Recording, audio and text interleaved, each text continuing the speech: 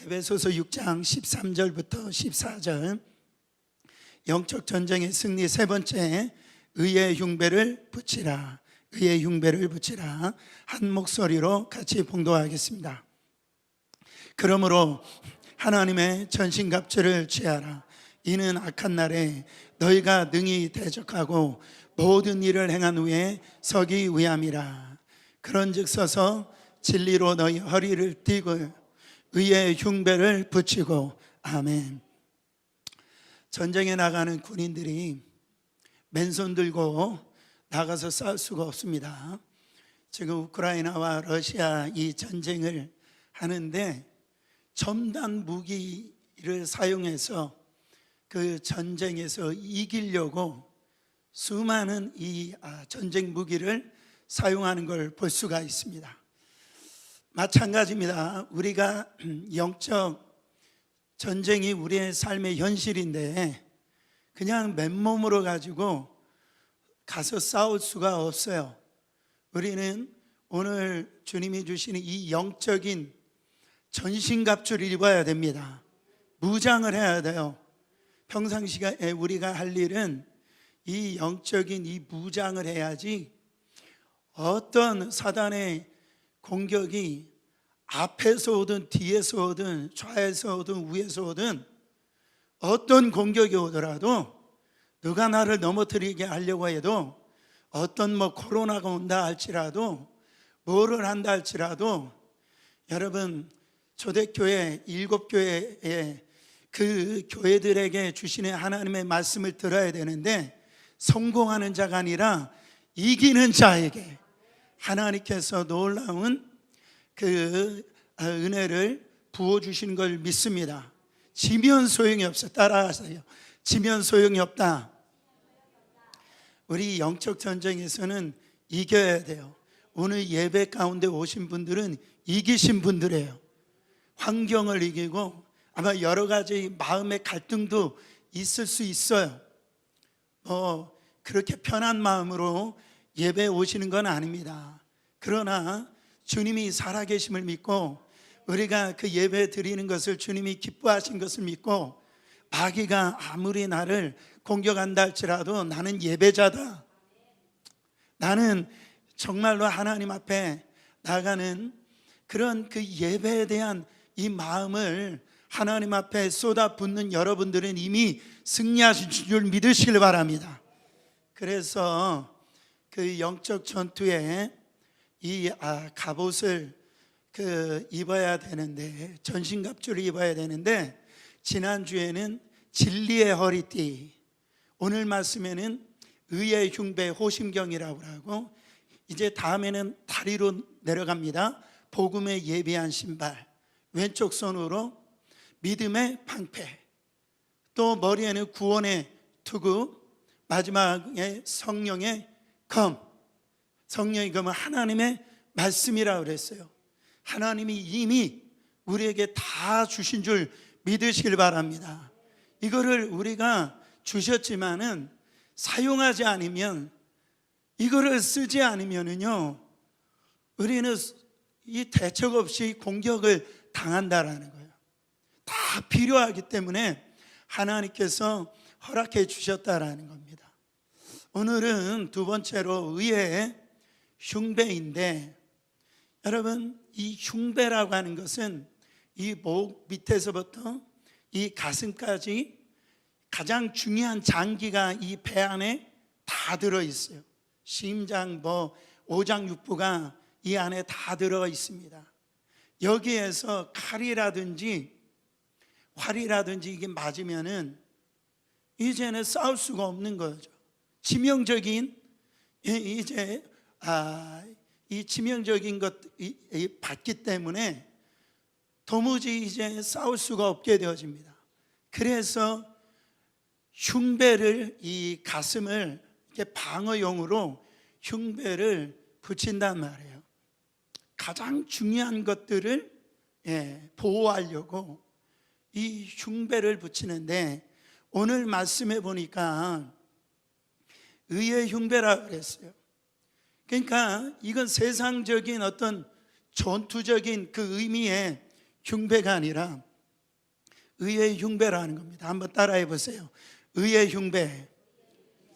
의의 흉배인데 이스라엘 민족은 모든 생각이 이 가슴에서 나온다라고 그랬어요. 그러니까 의의 흉배를 붙인다라고 하는 말은 어떤 의미냐면 우리의 어떤 생각을 공격하고 우리의 마음을 공격하는 악한 사단의 이런 이 속삭임이 있다라는 거예요. 이야기가 있다는 거예요. 수근거림이 있다라는 거예요. 여기에서 승리하기 위해서는 의의 흉배를 붙여야 된다. 의의 흉배를 붙여야 악한 사단의 이런 왜곡되어진 소리들, 우리를 무너뜨리려고 하는 소리들, 생각들, 그거를 사각이라고 합니다.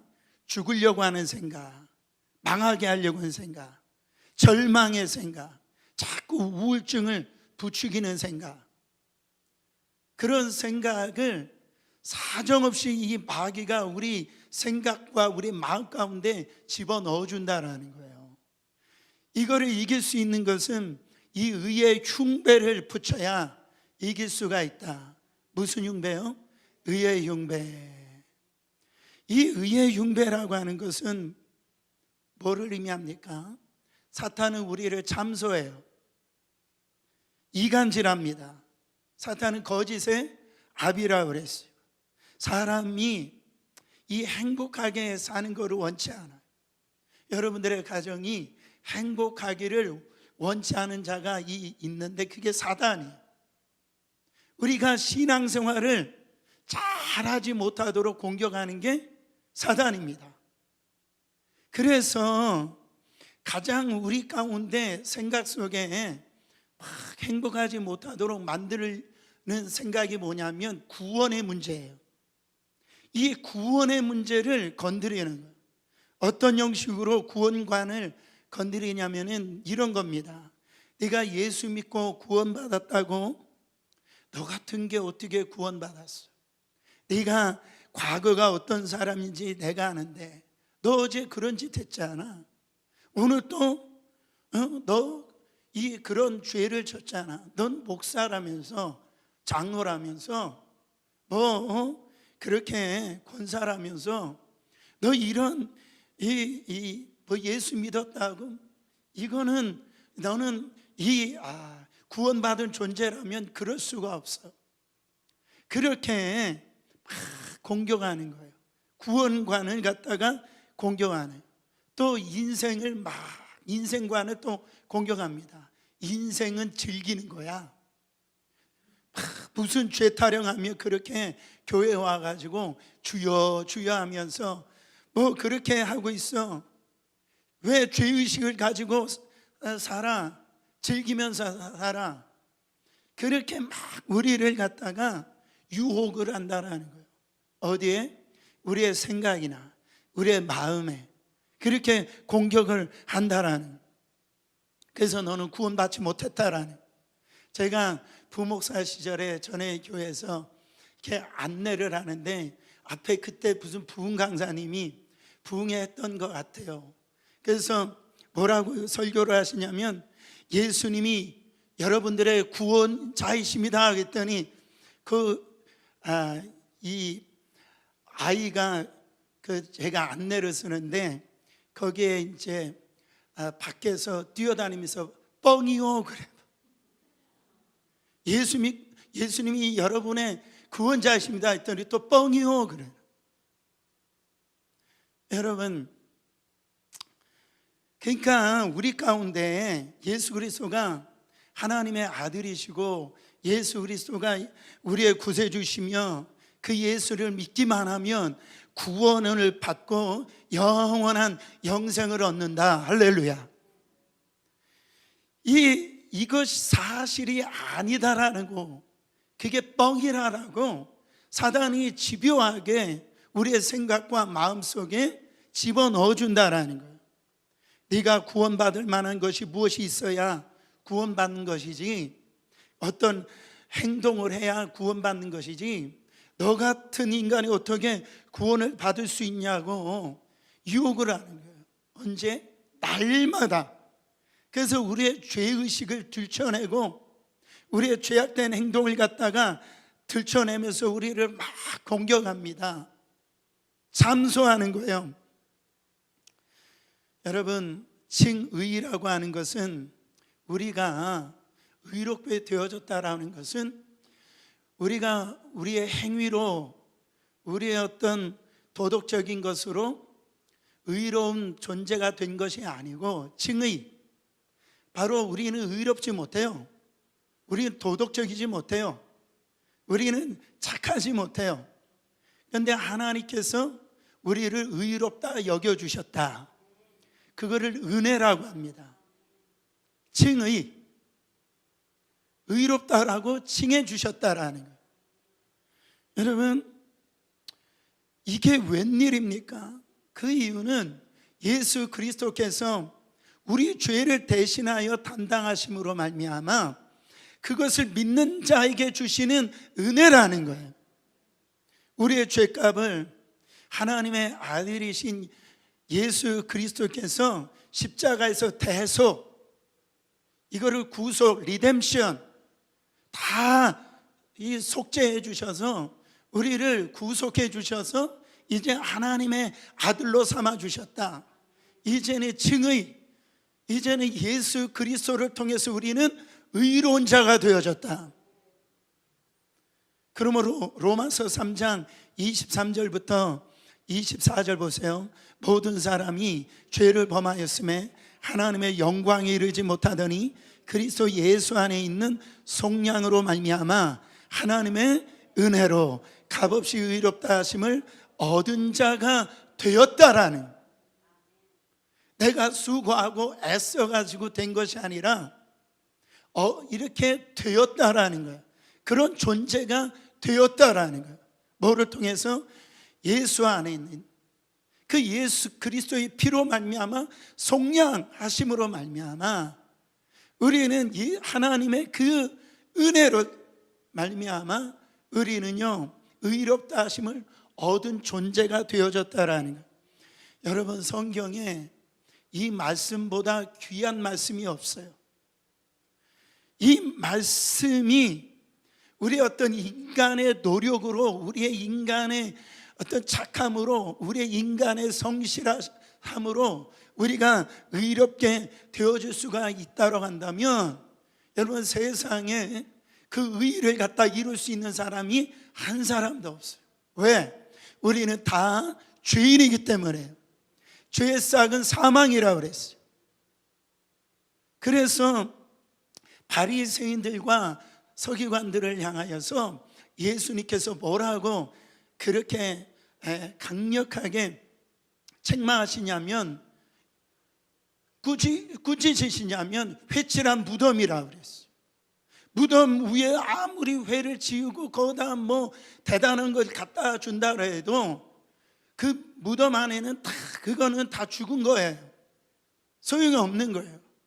여러분, 우리의 내면이 변화되지 아니하고 우리 내면이 썩은 상태로 아무리 겉만 치장을 한다고 해도 여러분, 우리에게는 그 의로움을 가지고 하나님 앞에 나갈 수가 없다라는. 그러니까 우리가 50보 100보라는 소리가 있습니다. 우리가 착해 봤자예요. 우리가 의로워져 봤자란 말이에요. 거기에서 거기. 그러니까 누가 누구를 비난하고 누가 누구를 욕할 수 있느냐? 그럴 수가 없다라는 거예요. 50보 100보라는 거예요. 출애굽한 이스라엘 백성들을 보세요.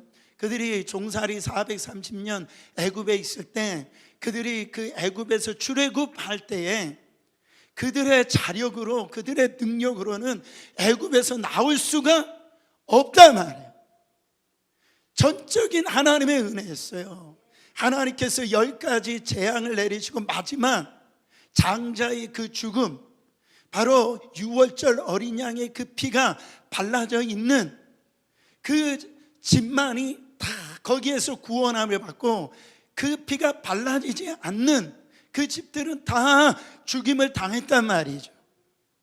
여러분, 그 피로 말미암아, 그 은혜로 말미암아 우리는 구원을 받았다라는, 내가 정말로 하나님 앞에서 자녀된 거, 구원받은 거, 여러분 우리가 그럴 자격이 있냔 말이죠. 그런 의로움이 있냐라는 거예요. 우리가 과거를, 이 사람들이 나의 과거를 안다 그러면은요, 아마 고개 들고 살기가 쉽지 않을 겁니다. 전적인 하나님의 은혜로 되어졌다라는 거예요. 그래서 우리의 구원은 행위에 의한 것이 아니라 은혜로 의한 것임을 믿으시길 바랍니다. 누가 정죄할 수 있어요? 로마서 8장 1절부터 2절 말씀 보시면, 바로 그러므로 이제 그리스도 예수 안에 있는 자에게는 결코 정죄함이 없다는 거예요. 왜냐하면 그리스도 예수 안에 있는 생명의 성령의 법이 죄와 사망의 법에서 너를 해방하였음이라. 더 이상 율법의 이런 정죄, 거기에서 우리는 이제는 묶이는 자가 아니라 해방된 자다, 자유케 된 자다. 하나님이 용서해 주시고 하나님이 우리를 하나님의 그 자녀 삼아 주셨는데 누가 우리를 고소할 수 있냐라는 거예요. 그래서 우리가 이렇게 귀신을 내어 쫓을 때 보면은 가장 먼저 따라하는 것이 뭐냐면 그겁니다.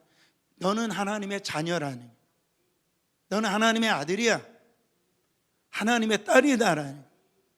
우리는 마귀의 자녀들이 아닙니다. 마귀의 아들, 딸들이 아닙니다. 우리에게 자꾸 그런 의식이 있어요. 그래서 하나님의 아들이면서도 하나님의 아들 된 이 아이덴티티를, 그거를 갖다 잊고 산단 말이죠.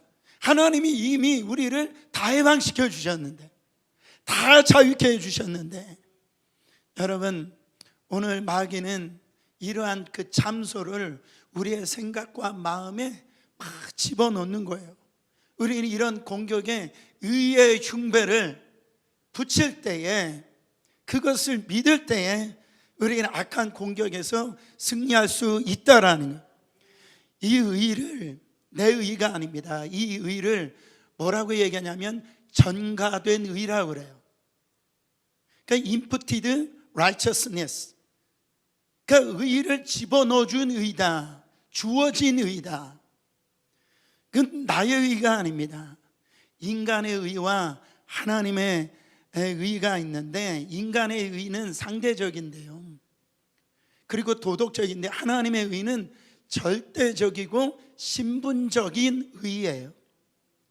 그래서 로마서 10장 3절에 보면 하나님의 의를 모르고 자기 의를 세우려고 힘써 하나님의 의에 복종하지 아니하였느니라 그랬어요. 여러분, 우리가 사단의 공격을 이길 수 있는 것은 자기의 의로는 이길 수가 없다라는, 우리가 아무리 인간적인 의로 내세운다 할지라도 이 사단의 공격 앞에서 우리는 승리할 수가 없다라는. 근데 이 사단의 공격에서 이길 수 있는 그 의는 뭐냐면 하나님이 주어진 의, 바로 여겨주신 의, 예수 그리스도로 말미암아 주신 그 의, 세상 죄를 지고 가신 하나님의 어린 양이로다. 그분이 짊어주신 그 의, 그 의를 통해서 우리는 승리할 수가 있다라는.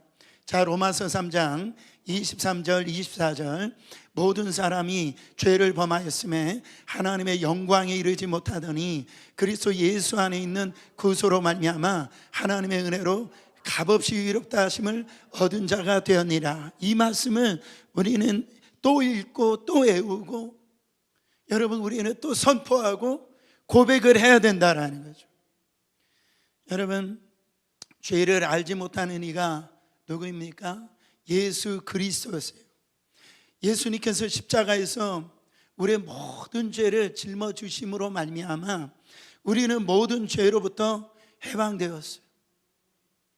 우리가 연약할 때에, 우리가 죄인 되었을 때, 우리가 원수 되었을 때, 그때 주님이 우리를 찾아와 주셔서 하나님의 사랑을 확증해 주셨다라고 말씀하고 있어요. 이게 얼마나 감사한지 몰라요. 만약에 하나님이 나를 안 찾아와 주셨다면 나는 과연 지금 어떻게 살고 있었을까? 나는 어떤 모양으로 살고 있었을까? 세상에 수많은 사람들이 지금 걸어 다니고 있잖아요. 고개를 들고 다니고 있잖아요.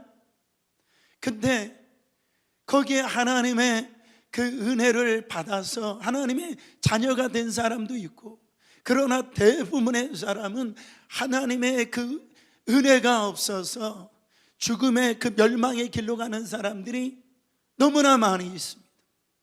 근데 어찌된 은혜인지, 어떻게 됐는지 그 하나님의 그 은혜가 나에게 임했다라는 생각만 해도 감사하고, 얼마나 이 축복을 우리가 받았는지 우리는 상상할 수 없는 그 은혜를 받았다라는.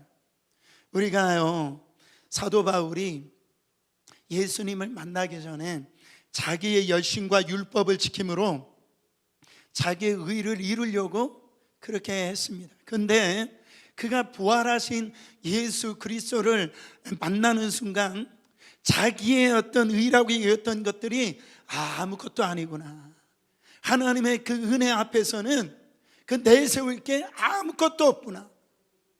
자기는 율법을 지킨다라고 했지만 자기는 하나님의 그렇게 따라가는 삶을 산다라고 그랬지만 그 의미가 하나님의 그 십자가의 피의 한 방울에 비교할 수가 없는 그런 그게 헛된 것임을 그가 깨달았어요. 그래서 자기가 가지고 있던 모든 것들을 다 배설물로 여깁니다. 세상에 추구했던, 자기가 자랑하려고 했던, 자기가 추구했던 모든 것들을 이제는 다 십자가에 다 내던지고 그 하나님의 그 의로우신 그분 앞에 서보니까 자기 존재가 정말로 하나님의 은혜가 없었으면 자기는 하나님 앞에 설 수 없는 존재라는 것을 그가 깨달았다라는 거죠. 그래서 뭐라고 고백합니까? 로마서 1장 17절에 복음에는 하나님의 의가 나타나서 믿음으로 믿음에 이르게 하나니 기록된 바 오직 의인은 믿음으로 말미암아 살리람과 같으니라. 우리는 이 믿음 없으면은 오늘도 우리는 살 수가 없는 거예요. 다른 말로 해보면 영적 전쟁에서 우리는 패배할 수밖에 없는 거예요. 하나님이 나의 의가 되시구나, 예수 그리스도가. 자꾸 우리는요, 뭔가 내가 대단한 것 그렇게 하면서 뭔가 그래서 내가 이렇게 신앙생활 잘하고 있는 줄 알아요. 그냥 뭐 하나 내가 저 사람보다 기도 좀 한마디 더 하고 뭔가 좀 행위적인 것들을 갖다가 좀 더 하면은 내가 뭔가 내가 잘난 줄 알아요. 뭔가 된 줄 안단 말이에요. 하나님 앞에서 그래서 교만하게 되어지고 뭔가 했다고 하는 거에 대해 있어서 그래서 공로주의에 빠져가지고요, 그냥 그렇게 자기 자신의 이 하나님의 그 은혜를 갖다가 잊어버리면서 신앙생활을 한다라는 거죠. 우리가 의롭게 된 것은 예수 그리스도께서 그 의로움이 되셨기 때문에 우리가 의로운 존재가 된 거지. 여러분, 내가 뭔가 해서 한들 얼마나 하겠냐 말이죠. 여러분, 어떻게 하면 그 의의 흉배를 붙일 수 있겠습니까? 로마서 3장 21절부터 22절에 다시 한번 더 보면, 이제는 율법 외에 하나님의 한 의가 나탔으니 율법과 선지자들에게 증거받은 것이라. 곧 예수 그리스도를 믿음으로 말미암아 모든 믿는 자에게 미치는 하나님의 의인이 차별이 없느니라. 결국 의인은 믿음으로 말미암아 살게 되어져요. 하나님이 오늘 또 나의 삶 가운데 살아계신 것을 믿는 거예요. 그 하나님이 예수 그리스도를 통하여 나는 비록 연약하고 나는 오늘 또 실패하고 넘어지지만 그 예수 그리스도를 통하여 나는 다시 어느 또 그 믿는 그 믿음으로 다시 일어날 수 있고 다시 승리할 수 있고 나는 다시 하나님의 이 사명을 감당할 수 있다라고 그것을 믿는 믿음으로 우리는 이겨낼 수가 있다라는 거죠. 여러분, 그러므로 예수 그리스도 안에서 결코 정죄함이 없어요. 이것을 꼭 잊지 마시길 바랍니다. 더 이상 우리는 신분적으로 죄인이 아니에요. 우리 예수 그리스도의 그 피가 우리 안에 있는 이상 신분적으로 우리는 왕같은 제사장, 거룩한 나라, 하나님의 이 백성으로 우리는 기름 부음을 받은 자, 여러분 그런 자임을 믿으시기를 축원합니다. 사랑하는 성도 여러분, 이 의를 굳건히 믿어야 돼요. 마귀가 끊임없이 죄를 떠오르게 하고 그래서 하나님 앞에 너는 버림받은 자다 그렇게 얘기할 때, 참소할 때 하나님의 의를 주장해야 됩니다. 마틴 루터가 종교개혁을 할 때 아주 유명한 일화가 있잖아요. 마귀가 이 마틴 루터가 서재에 있었을 때 마틴 루터의 그 죄를 갖다 소상히 기록된 책을 마귀가 가지고 왔다라는 거예요. 너 같은 놈이 무슨 종교개혁을 해? 막 비양거리는 거죠. 그때 루터가 이게 다냐고 그랬더니 또 다른 책을 가지고 오더라는 거예요. 거기에 자기 어떤 죄가 다 또 쓰여져 있더라는. 루터는 아무 말 없이 펜으로 붉은 잉크를 찍어가지고 한 장 한 장 페이지마다 다음과 같이 기록했다잖아요. 그게 뭡니까? 요한일서 1장 7절. 그 아들 예수의 피가 우리를 모든 죄에서 깨끗하게 하실 것이라. 그 아들 예수의 피가 우리를 모든 죄에서 깨끗하게 하실 것이요. 여러분, 하나님이 우리의 죄를 잊으세요. 인간은 잊지 못하는데 하나님은 회개하는 이상 그 예수 그 피로 말미암아 시키는 그 이상 하나님은 잊으시는데 그거를 영원히 잊으시는 하나님이시라.